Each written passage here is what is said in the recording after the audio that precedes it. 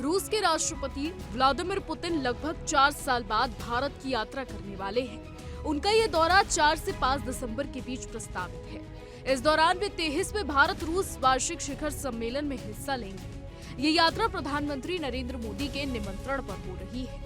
माना जा रहा है कि इससे दोनों देशों के द्विपक्षीय संबंधों को नई मजबूती मिलेगी। अब बीते कुछ महीनों में ऊर्जा, रक्षा और व्यापार जैसे क्षेत्रों में सहयोग बढ़ने से द्विपक्षीय रिश्ते और प्रगाढ़ हुए हैं। मार्च 2023 में अंतर्राष्ट्रीय आपराधिक न्यायालय (आईसीसी) ने यूक्रेन युद्ध के दौरान कथित मानव अधिकार उल्लंघन के आरोप को लेकर पुतिन के खिलाफ गिरफ्तारी वारंट जारी किया था। इसके बावजूद पुतिन भारत की यात्रा पर आ रहे हैं। ऐसे में अब सवाल उठता है कि क्या भारत इस वारंट के आधार पर कोई कार्रवाई करने के लिए बाध्य है? इसका सीधा उत्तर है नहीं, क्योंकि आईसीसी के नियम भारत पर लागू नहीं होते हैं। दरअसल नीदरलैंड्स के हेग स्थित आईसीसी एक अंतर्राष्ट्रीय अदालत है जो जनसंहार, युद्ध अपराध, मानवता के खिलाफ अपराध और आक्रमण जैसे गंभीर आरोपों की जांच और सुनवाई करती है। इस अदालत की स्थापना वर्ष 2002 में हुई थी। हालांकि ये केवल उन देशों पर अधिकार रखती है जिन्होंने इसकी संधि पर हस्ताक्षर और अनुमोदन किया है। रूस और यूक्रेन दोनों ही इस अदालत के सदस्य नहीं, इसलिए वारंट जारी होने के बावजूद पुतिन को किसी तीसरे देश में हिरासत में लिए जाने की संभावना बेहद कम है।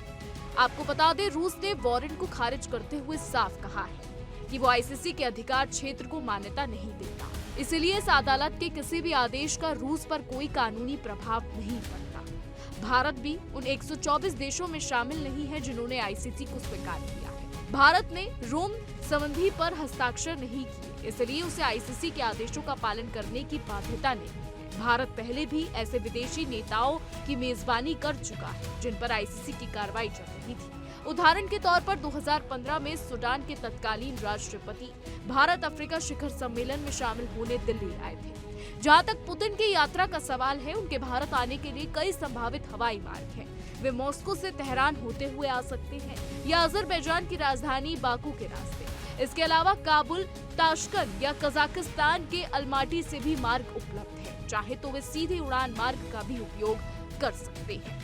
हालांकि अब ये देखना होगा कि राष्ट्रपति पुतिन भारत आने के लिए कौन सा मार्ग अपनाते हैं। क्या वो तेहरान के रास्ते भारत आएंगे या कजाकिस्तान के रास्ते भारत आएंगे? ये देखना भी काफी ज्यादा दिलचस्प होगा और आने वाले कुछ समय में ये पता भी लग जाएगा कि राष्ट्रपति पुतिन किस मार्ग से भारत आ रहे हैं। लेकिन फिलहाल अगर हम बात करें आईसीसी की, तो आईसीसी ने पुतिन पर प्रतिबंध लगाया हुआ है। आईसीसी ने पुतिन के खिलाफ वारंट जारी किया हुआ है, लेकिन जैसा हमने आपको बताया कि भारत इसके दायरे में नहीं आता है, तो पुतिन को आईसीसी, हालांकि पुतिन खुद भी आईसीसी को नहीं मानते हैं, वो उसको मान्यता नहीं देते हैं, तो पुतिन को आईसीसी के इस वारंट से कोई खतरा नहीं है। अब देखना ये दिलचस्प होगा कि जब पुतिन भारत आएंगे तो आईसीसी की क्या प्रतिक्रिया होगी, वेस्ट वर्ल्ड क्या करेगा, यूक्रेन इसको लेकर क्या कुछ कहेगा, क्योंकि रूस और यूक्रेन के युद्ध के बाद से ही ये वारंट पुतिन को लेकर जो है जारी हुआ है। आपको बता दें, रूस और यूक्रेन का युद्ध पिछले काफी समय से चल रहा है और ये युद्ध दिन प्रतिदिन काफी ज्यादा भयंकर होता जा रहा है। फिलहाल अब